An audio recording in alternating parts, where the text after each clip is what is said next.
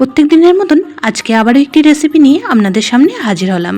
আজকে দুর্দান্ত স্বাদের ডিমের একটি রেসিপি আপনাদের সাথে শেয়ার করব। যদি এই পদ্ধতিতে বানিয়ে না হয়, রুটি, ভাত, পরোটা, লুচি সব কিছুর সাথেই খেতে লাগবে দুর্দান্ত। আজকের রেসিপিটি একটি স্পেশাল মশলা দিয়ে তৈরি করব, যার কারণে স্বাদ হয়ে যাবে দ্বিগুণ। নমস্কার বন্ধুরা, মাই কিচেন মাই ব্লগে সবাইকে আবারও একবার স্বাগত। আসুন তাহলে শুরু করা যাক আজকের রেসিপি।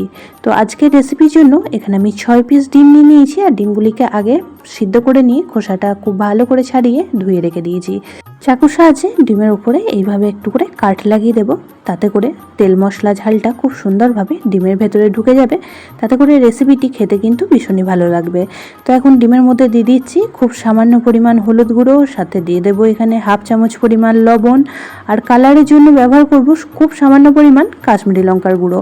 তো এই লঙ্কার গুঁড়োটা দিলে ডিমগুলি যখন ভাজা হবে কালারটা কিন্তু খুবই সুন্দর আসবে। খুব ভালো করে মেখে নেব, মাখা হয়ে গেলে একটা সাইডে রেখে দেবো। আজকের রেসিপিতে এখন যে স্পেশাল মশলাটা তৈরি করব, তার জন্য গ্যাসের মধ্যে একটা প্যান বসিয়ে দিয়েছি, আর প্যানের মধ্যে এখানে দিয়ে দিচ্ছি হাফ চামচ পরিমাণ গোলমরিচ, সাথে দিয়ে দেবো এখানে হাফ চামচ জিরে, আর দিয়ে দিলাম হাফ চামচ ধনিয়া। তো এই তিনটে উপকরণকে এখন খুব ভালো করে ভেজে নেব। ভাজা হয়ে গেলে নামিয়ে ঠান্ডা করে গুঁড়ো করে নেব, যেটা আজকের রেসিপিতে ব্যবহার করব। গ্যাসের ফ্লেম লো টু মিডিয়ামে রেখে মশলাটা ভেজে নেবেন, তা না হলে পুড়ে যেতে পারে। পুড়ে গেলে কিন্তু ফ্লেভারটা একদমই নষ্ট হয়ে যাবে। 99% লোকই জানে না, ডিমের রেসিপিতে যদি এই মশলাটা ব্যবহার করা হয় তার স্বাদ কিন্তু দ্বিগুণ হয়ে যায়। তো মশলাটা এখন ভাজা হয়ে গেছে, নামিয়ে ঠান্ডা করে গুঁড়ো করে নেব। তো রেসিপিটি তৈরি করার জন্য গ্যাসের মধ্যে আবার একটা কড়া বসিয়ে দিলাম, আর দিয়ে দিচ্ছি এখানে পরিমাণ মতন সাদা তেল। তো আজকে সম্পূর্ণ রেসিপিটি আমি সাদা তেলেই তৈরি করে নেব। তেল খুব ভালোভাবে গরম করে নিয়ে এখন লবণ হলুদ মেখে রাখা ডিমগুলিকে ভেজে নেব। ডিমগুলি আপনারা যেমন ভাজা পছন্দ করেন সেইভাবেই ভেজে নেবেন। তো আমি এখন হালকা করে ডিমগুলিকে এপিট ওপিট ভেজে নেব, তারপর তুলে রাখবো। একদমই সহজ সাধারণ একটি রেসিপি, ঝটপট তৈরি হয়ে যায়। আর ডিমের রেসিপি আপনারা অনেক রকমভাবেই বানিয়ে খেয়েছেন, তবে একবার এই পদ্ধতিতে বানিয়ে খেয়ে দেখবেন। আশা করছি সকলের খুবই ভালো লাগবে, আর বারবারই কিন্তু এইভাবে বানিয়ে খেতে ইচ্ছে করবে। 2 মিনিট সময় নিয়ে ডিমগুলিকে ভেজে নিয়েছি, এখন একটা পাত্রের মধ্যে তুলে রাখছি। আর ডিমগুলি কিন্তু আমি একদমই হালকাভাবে ভেজে নিয়েছি। আপনারা যদি কড়াভাবে ভাজা পছন্দ করেন সেক্ষেত্রে কড়াভাবেও ভেজে নিতে পারেন। তো কড়ার মধ্যে যে তেলটা রয়েছে তার মধ্যে এখন বেশ কিছুটা পরিমাণ আলু ভেজে নিচ্ছি। তো আলুগুলি এখানে আমি সিদ্ধ করে নিয়ে 2 পিস করে কেটে নিয়েছি, আর আলুগুলি এই পর্যায়ে কিন্তু 80% মতন সিদ্ধ হয়ে গিয়েছে।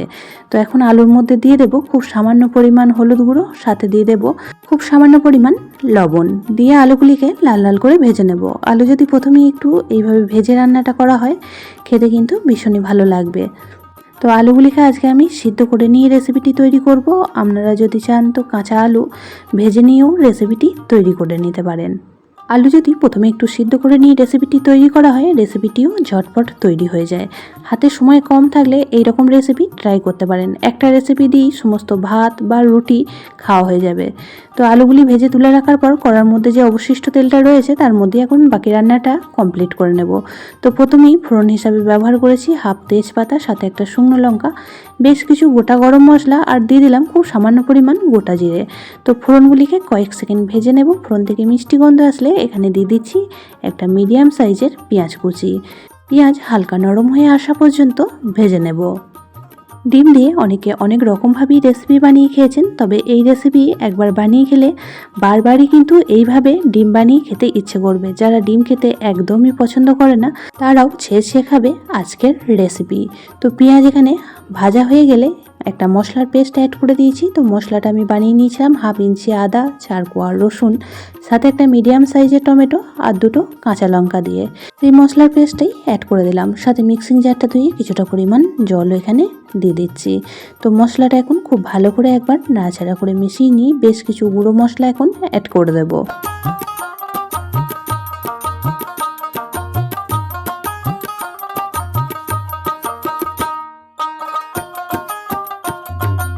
দিয়ে দিচ্ছি এখানে ছোটো চামচের 1 চামচ হলুদ গুঁড়ো, সাথে দিয়ে দিলাম এখানে হাফ চামচ লঙ্কা গুঁড়ো, যেহেতু কাঁচা লঙ্কা ব্যবহার করেছি। আর যে গুঁড়ো মশলাটা বানিয়েছিলাম তার মধ্যেও গোলমরিচ দেওয়া আছে, তার জন্য ঝালটা এখানে বুঝে শুনে ব্যবহার করবেন। দিয়ে দিলাম 1 চামচ ধনিয়া গুঁড়ো, 1 চামচ জিরে গুঁড়ো, কালারের জন্য খুব সামান্য পরিমাণে একটু কাশ্মীরি লঙ্কার গুঁড়ো ব্যবহার করেছি। দিয়ে দিচ্ছি পরিমাণ মতো লবণ, আর স্বাদ ব্যালেন্সের জন্য খুব সামান্য পরিমাণ একটু চিনির ব্যবহার করলাম। সমস্ত মশলা খুব ভালো করে নাড়াচাড়া করে মিশিয়ে নিয়ে গ্যাসের ফ্লেম লো টু মিডিয়ামে রেখে মশলাটা বেশ কিছুক্ষণ সময় কষিয়ে নেব। যতক্ষণ না মশলা থেকে তেল ছেড়ে আসছে ততক্ষণ অবধি মশলাটা কষিয়ে নিতে হবে। মশলা যত ভালো করে কষানো হবে রেসিপির স্বাদ কিন্তু ততটাই ভালো হবে। মশলা কষানোর উপরই রেসিপির স্বাদ নির্ভর করে। তো মশলাটা দেখুন এই পর্যায়ে সুন্দরভাবে কষানো হয়ে গেছে, মশলা থেকে তেল ছেড়ে আসছে। এই পর্যায়ে আগে থেকে ভেজে রাখা আলুগুলি অ্যাড করে দেব।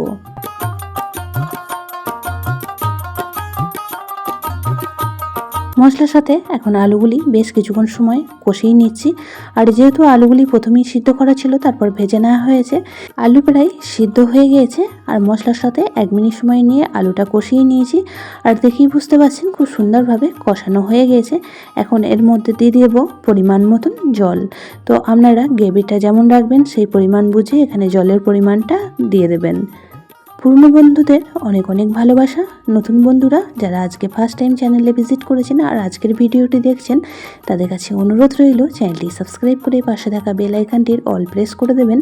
তাহলে আমি যখনই কোনো ভিডিও দেব নোটিফিকেশন সবার আগে আপনাদের কাছে পৌঁছে যাবে। তো এখানে আমি 1 গ্লাস পরিমাণ জল দিয়ে দিয়েছি। এখন খুব ভালো করে একবার মিশিয়ে নিয়ে ঢাকা চাপা দিয়ে রান্নাটি করে নেব 3 থেকে 4 মিনিটের জন্য। 4 মিনিট পর ফিরে আসলাম। এখন খুব ভালো করে একবার নাড়াচাড়া করে মিশিয়ে নিচ্ছি আর একটা আলু কেটেও আপনাদের দেখিয়ে দিচ্ছি যে কতটা সুন্দরভাবে আলুগুলি সিদ্ধ হয়েছে। এখন একটা দুটো আলু এইভাবেই খুন্তির সাহায্যে ভেঙে দেবো, তাতে করে গ্রেভিটা খুব সুন্দর তৈরি হবে। তো এখন ভেজে রাখা ডিমগুলি এই পর্যায়ে অ্যাড করে দিলাম। ওপর থেকে ফ্লেভারের জন্য দিয়ে দিলাম 3টে কাঁচা লঙ্কা। খুব ভালো করে একবার মিশিয়ে নেব আর মিশিয়ে নিয়ে গ্যাসের ফ্লেম হাই করে রেখে ঝোলটা 2 থেকে 3 মিনিট সময় ফুটিয়ে নেব। ডিমগুলি দিয়ে 2 মিনিট সময় ফুটিয়ে নিয়েছি। এখন যে মশলাটা প্রথমেই ভেজে গুঁড়ো করে রেখে দিয়েছিলাম সেই মশলাটা এখানে দিয়ে দিচ্ছি। সম্পূর্ণ মশলাটাই এখানে ব্যবহার করলাম, কারণ রেসিপিটি আমি যে পরিমাণ বানিয়েছিলাম সেই পরিমাণ মতনই এখানে গুঁড়ো মশলাটা বানিয়ে নিয়েছি। খুব ভালো করে মিশিয়ে নেব আর মিশিয়ে নিয়ে আবারও 1 মিনিট সময় রান্নাটি করে নেব। তাহলেই রেডি হয়ে যাবে আজকের রেসিপি। তো এই মশলাটা দেওয়ার কারণে রেসিপির স্বাদ কিন্তু দারুণই হয়। অবশ্যই এই পদ্ধতিতে একবার বানিয়ে খেয়ে দেখবেন আর আমাকে কমেন্ট বক্সে জানাবেন আপনাদের কেমন লাগলো। যারা ডিম প্রেমী তাদের তো আজকের রেসিপিটি ভালো লাগবেই, আর যারা ডিম খেতে একদমই পছন্দ করে না তাদেরকেও যদি এই পদ্ধতিতে বানিয়ে দেওয়া হয় তারাও কিন্তু ভীষণই ভালোবেসে খেয়ে নেবে। নামাবার আগে দিয়ে দিলাম বেশ কিছুটা পরিমাণ ধনেপাতা কুচি, তবে আপনাদের হাতের কাছে থাকলে ব্যবহার করবেন, তা না হলে বাদ দিয়ে দেবেন। গ্যাসের ফ্লেম অফ করে দেবো আর 30 মিনিট স্ট্যান্ড বাই রাখার পর ফিরে এসে আপনাদের দেখাচ্ছি যে ফাইনাল লুকটা কেমন হয়েছে। তো একটা ডিম ভেঙে যাওয়ার জন্য আমি পরে এখানে দিয়ে দিলাম। বন্ধুরা রেসিপিটি দেখতে যতটাই লোভনীয় হয়েছে খেতেও কিন্তু ভীষণই সুস্বাদু হয়। তো আজকের রেসিপিটি যদি আপনাদের কোনো অংশে বেশি ভালো লেগে থাকে তাহলে একটা শেয়ার করে দেওয়ার অনুরোধ রইল। সবাই ভালো থাকবেন, সুস্থ থাকবেন। আবারও দেখা হচ্ছে অন্য একটি নতুন রেসিপি বা নতুন কোনো ব্লগ ভিডিওর সাথে। ততক্ষণের জন্য সবাইকে টাটা।